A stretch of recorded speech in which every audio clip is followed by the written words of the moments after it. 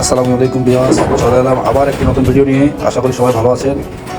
ছাদে electric pipe ওয়ারিংয়ের কাজ নিয়ে আবার আপনাদের সামনে হাজির হলাম। আমি এমনি মানিক। আল্লাহ তাআলার অশেষ রহমতে একটি ছাদের পাইপ ওয়ারিং সম্পন্ন করলাম। এটা হলো ঈদগাহ বস্তি একটি আবাসিক হোটেলের পাইপ ওয়ারিংয়ের কাজ। এখানে 5টা রুম আছে, 5টা অ্যাটাচ বাথরুম আছে, একটা করে ব্যালকনি এবং একটি করে এসির লাইনও দেওয়া আছে। তো কেমন হয়েছে পাইপ ওয়ারিংয়ের কাজ সবাই জানাবেন এবং আমাদের জন্য দোয়া করবেন যেন আমরা আরও সুন্দরভাবে কাজ করে আপনাদের সামনে উপস্থাপন করতে পারি। ধন্যবাদ সবাইকে।